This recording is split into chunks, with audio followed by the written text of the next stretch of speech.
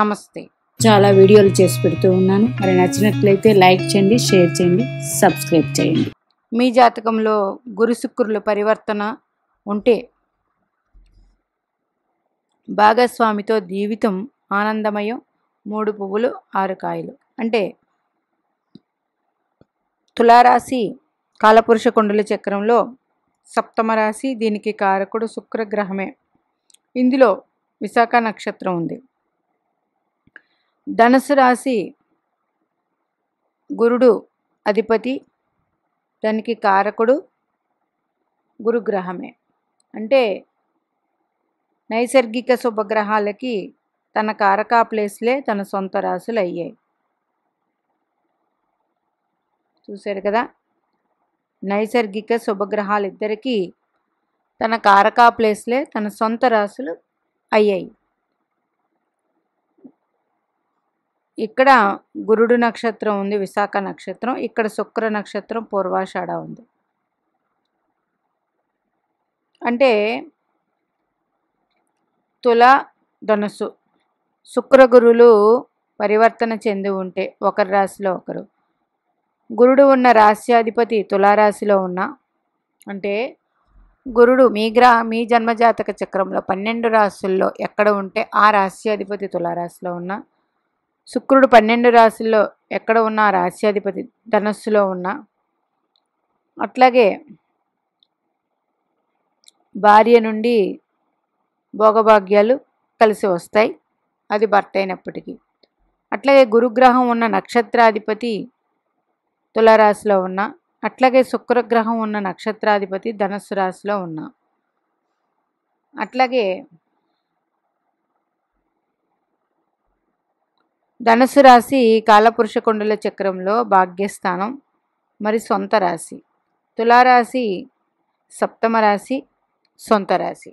అందుకని ఇట్లా ఉండి చూడండి, తులారాశిలో గురుగ్రహ నక్షత్రం ఉంది, ధనుసు రాశిలో శుక్రగ్రహ నక్షత్రం ఉంది. ఇలా ఉంటే మనకి అన్యోన్యంగా ఉంటారు భార్యాభర్తలు. ఎట్లా ఉండాలి? గురుగ్రహం మీకు తులారాశిలో ఉన్నారనుకోండి, శుక్రగ్రహం వెళ్ళి ధనుసు రాశిలో ఉండాలి డైరెక్ట్గా, ఇది నక్షత్రాలతో సంబంధం లేకుండా. ఇంకా గురుగ్రహం ఏ నక్షత్రంలో ఉన్నారో జన్మజాతక చక్రంలో ఆ నక్షత్రాధిపతి తులలో ఉండాలి. శుక్రగ్రహం ఏ నక్షత్రంలో ఉన్నారో ఆ నక్షత్రాధిపతి ధనుసు రాశిలో ఉండాలి. ఇలా ఉన్న అన్యోన్యమైన దాంపత్య జీవితం. అట్లాగే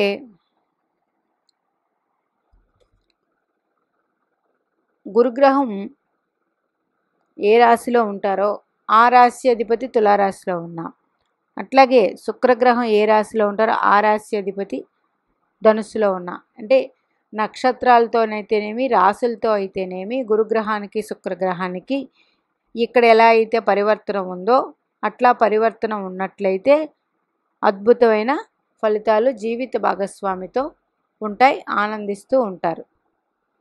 ఎందుకంటే మనం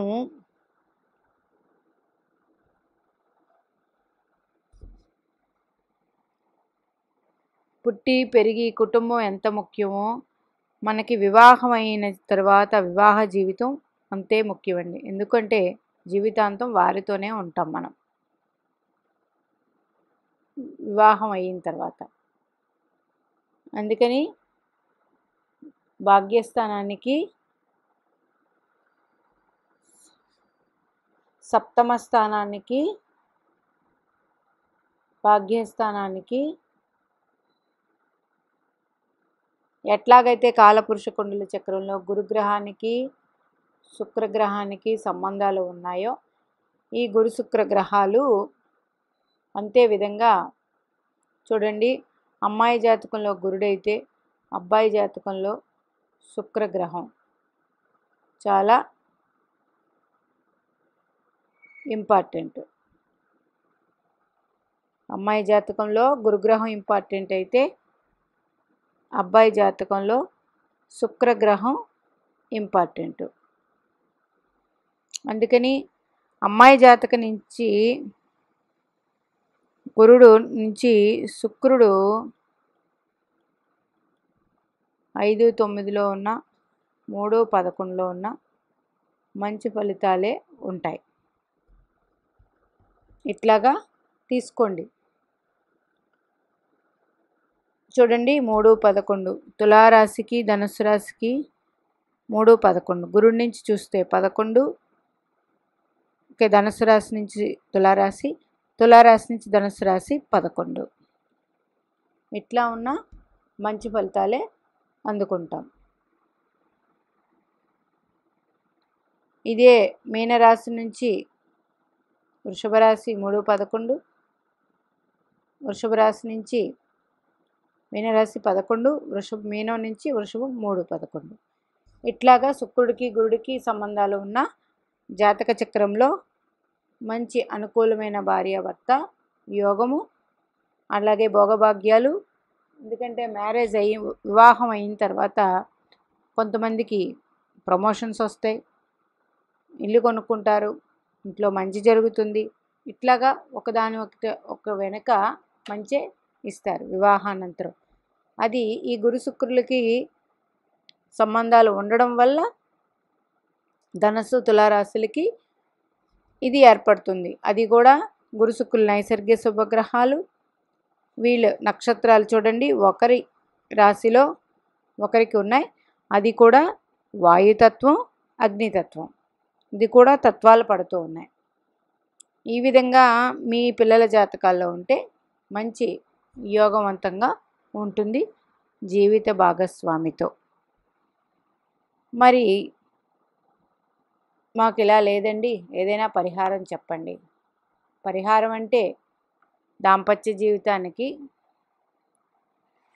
సప్తమకారకుడు శుక్రగ్రహం, లక్ష్మీదేవి ఆరాధన చేసుకోవడమే. ఎక్కువ శాతం చేసుకున్నట్లయితే ధనమే కాదండి, మనకి కావాల్సిన జీవితంలో అన్ని సుఖ సౌఖ్యాలు ఈ భూమి మీద మెటీరియల్ కంఫర్ట్స్ అయితేనేమి ఎలాంటివైనా భోగభాగ్యాలు శుక్రగ్రహం నుంచే వస్తాయి. శుక్రగ్రహం చాలా చాలా ఇంపార్టెంట్. ధనమైతే గురుడు కారకుడు, మరి జీవిత భాగస్వామికి మాత్రం శుక్రగ్రహమే కారకుడు. అందుకని శుక్రగ్రహ ఆరాధన అనేది ఆ మహాలక్ష్మీదేవి ఆధీనంలో ఉంటుంది కాబట్టి శుక్రగ్రహం, లక్ష్మీదేవి ఆరాధన చేసుకోవడం ఎంతవరకైనా చాలా మంచిది. మీనాక్షీదేవి ఆశీస్సులు మనందరి మీద ఉండాలని కోరుకుంటూ నమస్తే.